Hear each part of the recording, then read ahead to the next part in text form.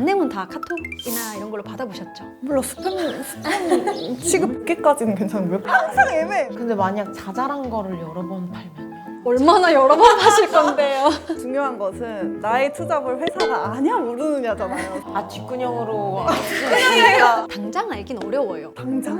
알긴 뭐 애매한 거예요? 아니요. 그게 아니라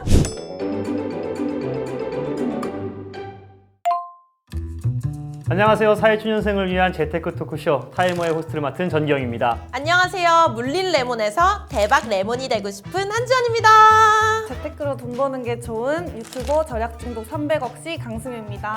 반갑습니다. 네. 벌써 5월이 됐어요. 그쵸? 저는 직장인이라서 잘 몰랐는데 프리랜서 그리고 사업하시는 분들은 5월이 중요하다면서요. 중요하죠. 세금 내야죠, 세금. 세금. 네. 세무서에서 계속 연락 옵니다. 결국은 우리가 종합소득세가 오늘의 주제예요. 기사를 좀 찾아보니까 생각보다 이 종합소득세 신고를 해야 되는 사람들이 많더라고요. 아, 요즘 사람들 힘들어가지고 N잡은 필수 아닙니까, 요즘? 아 많이 하죠. 지난해 2분기 조사 결과로는 부업을 한 적이 있는 취업자가 월 평균 67만 명을 기록했다고 해요. 부업 소득이 연 300만 원이 넘는 직장인이라면 종소세 신고가 필수라고 합니다. 근데 이거 다 아시고 계실까? 모르고 계시는 분들도 많을 것 같아요. 세금 얘기가 좀 어렵잖아요. 그래서 오늘 사회초년생 도우미 김현주 세무사를 모셨습니다. 어서 오세요.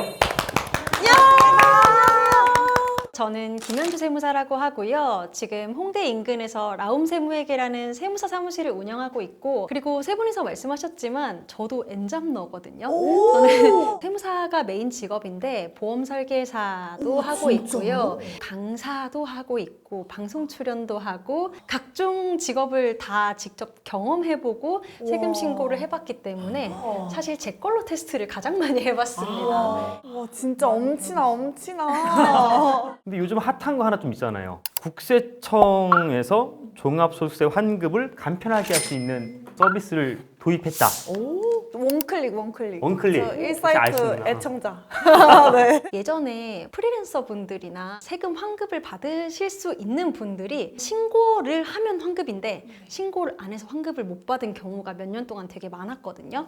그래서 IT 업체들이 환급을 빠르게 할 수 있는 시스템들을 만들었어요. 이렇게 누르면 되는 거였는데 왜 국세청은 받을 때는 열심히 받아가더니 환급은 안 해주냐 이런 얘기를 한 거예요. 그러면은 우리가 직접 받을 수 있게 해주겠다라고 만든 게 원클릭 서비스고요. 그 종합소득세 환급 대상자가 전부 다 되는 건 아니거든요. 3.3 떼인 돈이 있는 프리랜서라든지 근로자인데 공제를 좀 덜 넣었다든지 이런 분들을 대상으로 해서 한 번 누르면 내 환급세액이 나오는 그런 시스템을 만들었고요. 아니, 근데 궁금한 게 저는 옛날에 대학교 때 알바를 할 때 3.3은 무조건 돌려받는다고 알고 있었거든요. 누가 그래요? 그거 아니에요? 3.3 돌려받는 돈 아니에요? 아니에요. 그래요? 3.3은 굉장히 인위적으로 떼는 돈이에요. 일단 떼고 나중에 실제 너가 낼 세금을 계산해서 정산하자라고 하는 개념이라고 생각하시면 돼요. 어려운 말로 원천징수라고 하거든요. 원천징수요? 네. 원천적으로 돈 주기 전에 가져간다 라고 생각하시면 되고, 급여소득자도 사실은 돈 받을 때 세후급여 받잖아요. 맞아요.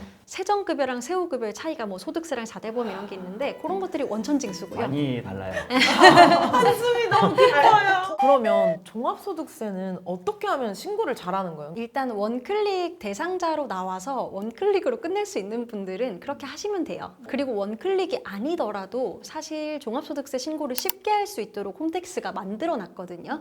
안 내면 다 카톡이나 이런 걸로 받아보셨죠? 네. 몰라, 스팸 취급. 홈택스에 들어가서 본인이 직접 확인할 수도 있어요. 근데 그 개념이나 용어 같은 것들이 좀 생소하셔서 다음으로 누르는 걸 망설이시는 것 같아요. 일단 종합소득세에 종합이 무슨 소득을 종합하는지는 아세요? 그냥 모든 소득 아니에요? 종합소득세의 종류는 딱 6개예요. 개인들 같은 경우에는 세금을 내야 되는 항목이 법으로 정해져 있어요. 그래서 딱 적혀 있는 거에 대해서만 세금을 내는 게 개인인데, 그래서 우리 코인 하면은 코인 차익이 발생하잖아요. 이 부분에 대해서 아직 세금을 안 내거든요. 그게 소득세법에 안 적혀 있어서 안 내는 거예요. 그게 합법이에요? 네. 그래서 일단은 그런 거 생각하시면은 내는 소득도 있고 안 내는 소득도 있다 이렇게 아실 수 있잖아요. 그럼 이제 내는 소득으로 적혀 있는 게 어떤 게 있냐라고 하면 일단 종류는 6가지가 있고 있고요. 이자소득, 배당소득 이렇게 두 개가 금융소득에 들어가고요. 이제 제일 중요한 게 사업소득을 합하게 되고요. 그 다음에 근로소득, 연금소득, 기타소득 이렇게 6개 소득을 종합하는 거예요. 프리랜서랑 사업자만 내는 날인 줄 알았는데 뭐가 엄청 많네요. 급여를 받고 다른 프리랜서 소득이 있으면 무조건 신고하시는 거고요. 10만 원만 벌어도 10만 원만 벌어도 합산해서 신고하는 게 맞고요. 300만 원 얘기가 왜 나왔나? 연소득 300만 원. 네, 예. 그 얘기가 왜 나왔을까 생각을 해봤는데요. 기타 소득이라고 해서 순이익이 300만 원이 넘지 않으면 그냥 합세서 신고를 안 해도 되거든요. 기타 소득은 기타의 소득을 전부 다 세금 매기는 게 아니라 그냥 기타 소득이라고 적혀 있는 것들이 있어요. 예를 들면 복권 당첨금 우와. 이런 것들이 기타 소득이고요. 그리고 이렇게 하니까 바로 와우, 그래서 이게 사업소득이랑 기타소득이 이게 뭐 세금 떼는 퍼센티지가 다른가요? 달라요. 사업소득으로 떼면은 3.3% 아까 전에 프리랜서로 뗀다고 말씀드렸는데 기타 소득으로 떼면은 뭐 복잡한 계산이 있지만 결국 8.8%가 되거든요. 엄청 많이 뺐네. 똑같아요. 결국에 3.3으로 떼든 8.8로 떼든 나중에 종합소득세 신고할 때 정산할 거기 때문에 그냥 먼저 더 많이 내는지 먼저 적게 내는지의 차이예요. 정규직은 투잡하면 안 된다는 걸로 저는 알고 있거든요. 그래서 제 주변에 있는 뭐 직장 동료들도 투잡한다는 얘기는 사실 못 들어봤거든요. 투잡하면 안 된다는 회사에서 정한 거예요. 회사의 방침상 뭐 투잡하면 안 된다 있으면은 그걸 따라야겠죠. 질문. 그러니까 여기서 중요한 것은 나의 투잡을 회사가 아냐 모르느냐잖아요. 사실 세금 통지서가 막 회사로 가거나 막 이런 거 궁금해하지 않나요? 맞아요. 진짜 많이 물어보세요. 아 뒷근형으로 프리랜서로 일하게 되는 경우 있잖아요. 당장 알긴 어려워요. 당장? 알긴 어려워요. 거네요? 아니요. 그게 아니라 알기 어려워요. 일단은 어렵고 사업자 내서 하시는 분들 있잖아요. 이 사람은 알 수는 있어요. 사업자분들이 지원금을 받거든요. 예를 들어서 인건비 지원금 같은 거 받을 때 제출하는 서류가 있는데 서류 중에 하나가 이 직원이 다른 사업자 등록을 한 적이 없음을 증명하는 사업자 사실 증명을 제출해야 돼요. 저도 저희 직원들한테 받거든요. 네. 이거 회사에서 내라고 하면은 내야 되는데 알 수밖에 없잖아요. 와, 나 저 이거 처음 들어요. 이걸 알고 모르고의 차이는 굉장히 크다. 제가 볼 때는요. 그러니까요. 입만 조심하면 입만 조심. 그러니까 자기가 돈 벌면 신나가지고 말하잖아. 근데 입만 조심하면 돼요. 근데 엔잡러 중에 좀 주의하셔야 되는 엔잡러들이 있어요. 본인이 프리랜서라고 생각하는 사업자가 있어요. 오, 진짜? 프리랜서 플랫폼 이런 것들이 좀 많잖아요. 근데 그 플랫폼에서 활동하시는 분들은 누가 돈을 줄 때 3.3을 떼고 주는 게 아니잖아요. 누군가가 나를 고용한 게 아니란 말이에요. 근데 본인들은 나는 투잡이고 사이드잡이니까 프리랜서야 라고 생각해요. 근데 그거는 국세청이 사업자로 보거든요. 왜냐하면 본인이 서비스를 제공하면서 직접 돈을 받고 지속적으로 하는 거라면 국세청은 이분들을 사업자로 보기 때문에 왜 부가가치세 안 냈어? 왜 종합소득세 신고 안 했어? 왜 사업자 등록 안 했어? 에 대한 고지서를 막 몇 년 뒤에 보냅니다. 당장은 오지 않아도 무조건 문제가 되는 부분 중에 하나거든요. 그런 플랫폼이 뭐가 있어요? 크몽이나 뭐 이런 사이트 있잖아요. 그래서 그냥 본인이 소득이 발생하는 루트가 있다면은 누가 나한테 돈을 떼고 주나? 아니면 내가 다 받나?를 생각해 보시면 프리랜서인지 사업자인지 구분하실 수 있을 거예요. 근데 그 플랫폼에서 3.3 떼고 입금하는 거야 라고 하면 또 괜찮은 네, 그건 괜찮아요. 또 저 궁금한 게 있는데 제가 또 경매를 조금씩 하거든요. 싸게 노트북을 사오거나 뭐 싸게 차를 사오거나 당근에 갖다 팔고 이런 게 있는데 이런 것도 소득 신고를 해야 되나요? 부지런하다. 그러니까 그런 게 진짜 많아. 경매도 하고 당근도 하고. 당근이 좀 에어팟 살 때. 핫하잖아요. 그렇게 소득 버시는 분들이 많은 걸로 저는 알고 있거든요. 지속적으로 당근에서 물건을 팔잖아요. 이것도 사업자로 봐요. 그래서 부가세 안 냈다라고 연락 오고 사업자 등록 안 냈다 연락 오고요. 아이패드 이런 것들을 계속해서 좀 파시는 분이 있었는데 내역을 보니까 되게 지속적으로 반복적으로 하시더라고요. 충분히 사업자로 볼 수 있겠다 해서 그분은 그냥 사업자 내시던지 아니면 이걸 하지 마시라 얘기했거든요. 근데 그 내역을 어떻게 보는 거예요? 당근 플랫폼에서 내역을 하는 네. 거예요? 그리고 뭔가 전자금융업이라고 해서 국세청에 바로 정보를 제출하게 된 뭐가 있는 것 같아요. 에어비앤비 관련된 조사가 많이 나오고 있는데 에어비앤비에서 가져간 수수료가 이 정도입니다 하면서 고지를 해요. 그러니까 수수료가 한 3% 정도로 알고 있는데 그거의 3%를 역산해서 매출 신고를 하라라고 고지서를 보내거든요. 그러네요. 그러면 그거를 국세청이 어떻게 할까? 일단은 에어비앤비 측에서 이렇게 신고를 하니까 알지 않을까 하는 거죠. 국세청 무섭습니다. 몇 개까지는 괜찮아요. 몇 개 팔아주는 거.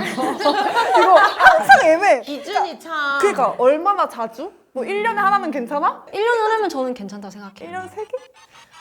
그러니까 이게 세 개 괜찮다고 생각해요. 아, 그래요? 근데 만약 자잘한 거를 여러 번 팔면 얼마나 여러 번 하실 건데요. 자잘한 거요. 할거 많더라고 언니가. 뭐 프라이팬 아까 별로 안 한다고 그러는 거 아니었어요? 만원 이하로. 쓰던 거 있잖아요. 네네. 그런 거 그냥 진짜로 쓰다가 판다 하면 그건 사업성 없다고 주장할 수 있을 것 같아요. 항목이 다 다르잖아요. 누가 봐도 많이 준 분은 뭐 썼다는 사실이 있고 감가상각이 많이 돼서 파는 거고 이렇게 하면은 괜찮을 것 같은데요. 제가 봤던 분들은 사서 파는 분들이 많았던 것 같아요. 맞아 맞아. 그렇게 하면은 이제 사업성이 있다고 볼 수 있을 것 같고요. 새 거가 많고. 네. 이 종합소득세 환급을 받을 때 사람마다 좀 차이가 있더라고요. 비슷한 금액을 신고했어도 이게 좀 차이가 많이 날 수 있나요? 근데 모든 사람들이 같은 돈을 번다고 해서 같은 세금을 내는 것도 아니고 환급이 당연하게 발생하는 게 아니고요. 환급되는 거는 계산이 어떻게 되는 거예요? 종합소득세 계산을 할 때 매출에 대해서 세금을 매긴다고 생각하시는 분들이 있는 것 같아요. 그런 거 아니에요? 아니에요. 종합소득세 신고를 할 때 사업을 하시는 분들은 매출에 대해서 세금을 매기는 게 아니라 경비까지 뺀 순이익에 대해서 세금을 매기게 되고요. 아까 전에 6가지 소득 전부 다 순이익 기준으로 해서 합산하거든요. 그러면 순이익이 모인 것들이 종합소득 금액이라고 하는 거고요. 그 금액이 과세표준이라는 거거든요. 그래서 과세표준에다가 세율을 곱하는 거지 매출에다가 세금을 곱하는 건 아니에요. 아, 그러면 5천만 원을 번다고 5천만 원에 대한 그 세금을 이렇게 하는 게 아니네요. 맞아요. 그러면 엄청 많이 내실걸요? 그러게요. 여기서 또 하나 알고 가야 될 거는 누진세라는 건데요. 세율이 뭐 6에서 45%라고 정해져 있잖아요. 순이익이 45라고 하는 거는 차근차근 쌓아오는 건데요. 1,400만 원까지는 6%로 세금을 매겨요. 그다음 1,400만 원 넘는 금액부터 5천만 원까지 15%의 세율로 세금을 매겨요. 낮은 세율을 적용하는 구간도 있고 그 다음 세율을 적용하는 구간도 있고 이렇게 구간을 계속해서 쌓아가는 걸 누진세라고 하거든요. 그걸 몰라가지고 연봉 오를수록 막 5,500이 안 좋은 거 아니야? 5,000이 나은 거 아니야? 약간 이렇게 생각을 했던 어린 시절이 있었답니다. 5천을 넘는 금액에 대해서만 24%로 세금을 매기기 때문에 상관없어요. 조금 넘는 금액에 대해서만 다른 세율이 적용되는구나 생각하시면 돼요. 아무래도 가장 궁금한 게 어떻게 하면 절세할 수 있냐? 종소세 좀 덜 내고 싶다 이런 게 있을 것 같은데. 그러면은 이제 할인을 받아야 되잖아요. 좀 돈을 깎아야 되는데 깎을 수 있는 방법이 크게 한 3가지 정도 있는 것 같아요.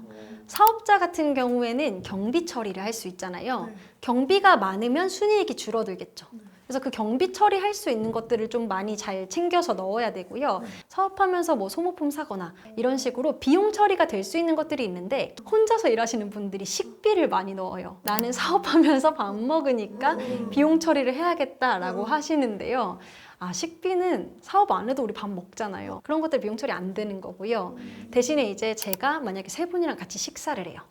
그러면은 같이 일을 한 사람들을 대상으로 관계를 원활하게 하기 위해서 밥을 샀다 해서 비용 처리를 해주거든요. 와 이거 너무 애매한 거 아니야? 진짜 이게 만약에 다 하나하나 뭔가 증명할 수가 애매하잖아요. 그냥 각종 쓰는 비용, 본인들이 어떤 비용 쓰는지 한번 생각해 보세요. 영상 편집 뭐 하니까 컴퓨터. 맥북 사고 뭐 이런 거? 영상 편집에 쓰잖아요. 그러니까 당연히 비용 처리가 되겠죠. 근데 만약에 편집을 하면서 밥 먹는 거는 안 돼요? 안 돼요. 먹고 살자고 하는 건데. 너무 애매하다. 그러니까 엄마랑 밥 먹었는지 우리끼리 밥 먹었는지 어떻게 알아? 진짜. 약간 이런 느낌. 일단 저희도 몰라요. 어떻게 쓰셨는지. 넣어달라고 하면은 그렇게 믿고 넣는 거죠. 그렇게. 제가 그렇다는 건 아닙니다. 저는 사업자 카드를 쓰지 않아요. 저도 아니에요. 모르는 사람 얘기예요. 갑자기. 이제 두 번째 할인 들어가는 게 각종 공제 중에서 소득 공제라는 건데요. 대표적으로 어떤 게 있냐면 우리 인적 공제, 사람에 대해서 공제를 받을 수 있는 거 있잖아요. 네. 인당 150만 원씩 그냥 내가 사람이기만 하면 빼주는 공제가 있고, 제가 보니까 고소득자들은 특히 부양가족 공제가 많은 것 같아요. 그래서 부양가족 공제를 많이 받기도 하고, 아니면은 그 노란우산 공제라든지 이런 것들에 가입해서 조금 공제를 받으시기도 하고요. 노란우산 네. 그게 퇴직금 그거잖아요. 맞아요. 퇴직할 때 사업자의 받을 수 퇴직금을 있는. 네. 만드는 거고. 노란 우산 공제 뭐 이런 거 같은 뭐 청년들이 알면 좋을 만한 공제 이런 게 있을까요? 노란우산 공제 같은 경우에는 그 사업자? 사업자만 맞아요. 받을 수 있는데 사업자뿐만이 아니라 프리랜서도 할 수 있거든요. 그래서 그거 좀 기억해 두시면 좋을 것 같고요. 사회초년생들이 받을 수 있는 거는 주택청약. 소득공제가 월 25만 원씩 넣잖아요. 그 부분에 대해서 급여를 받는 근로자들은 소득공제를 받을 수 있거든요. 근로자들만 받을 수 근로자만 있어요? 받을 수 있어요. 사업자한테는 해당이 안 돼요. 주택 관련해서 주택을 살 때 돈이 들어가는 거나 주택을 빌리고 원금이랑 이자를 갚을 때 소득공제가 들어가는 게 있는데 그것도 근로자만 들어가거든요.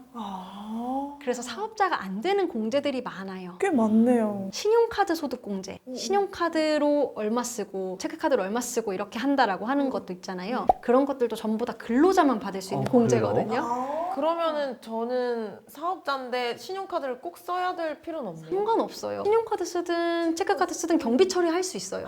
그럼 이제 소득공제를 다 받았으면 어떻게 되는 거예요? 세액공제, 세액감면 이런 할인이 들어가는데요. 기부금 세액공제, 근로자들이 받을 수 있는 월세 세액공제, 의료비 세액공제 뭐 이런 것들이 또 빠져서 최종적으로 내일 세금이 나오게 돼요. 정리하자면은 공제받을 게 많을수록 또 세금도 적게 낸다는 맞아요. 네. 거잖아요. 근데 이걸 다 신경을 쓰기가 어렵다는 거죠. 우선순위를 좀 정해 주실 수 있을까요? 내가 노력해서 될 수 있는 것들을 좀 위주로 말씀드릴게요.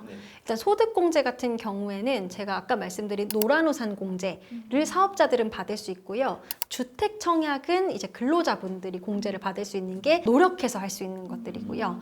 그다음 세액공제 같은 경우에는 연금계좌, 내가 가입해서 돈을 넣으면 되는 거잖아요. 그리고 또 크게 들어가는 감면이 청년창업 감면이라고 해서 사업자분들 중에서 받을 수 있는 큰 감면이 있거든요. 그거는 이제 특정한 업종으로 최초로 창업을 해서 나이나 지역에 따라서 감면율이 좀 달라지는 건데요. 최소 감면율이 50%고 최대 감면율이 100%다 보니까 세금을 100% 안 낼 수 있는 감면이 있다고 생각해 보세요. 엄청나잖아요. 근데 이제 여기서 창업이라고 하면 우리가 사업자 등록 내면은 창업이라고 생각하시는데 옛날에 그 업종으로 했으면 다음에 낼 때 창업은 아니에요. 그러니까 최초로 그런 업종을 처음 시작할 때만 창업 감면이 가능하거든요. 그래서 사업자 등록 낼 때도 내가 앞으로 할 수 있는 모든 가능성이 있는 것들을 그냥 처음에 넣으라고 말씀드려요. 왜냐하면 업종을 추가하는 것도 안 되거든요. 그래서 그냥 처음에 사업자 등록을 잘 내야 감면을 받을 수 있어요. 자, 오늘은 종합소득세가 뭔지 그리고 어떤 공제를 받을 수 있는지 함께 알아봤는데요. 끝으로 우리 세무사님께서 해주실 응원의 메시지가 있다면 뭔가를 하기 전에 꼭 세무사 상담을 받아보시는 걸 추천드려요. 왜냐하면 사업자 등록이 사실 사업의 시작일 텐데 사업자 등록 한 번 잘못하면은 5년치 혜택을 놓치는 거거든요.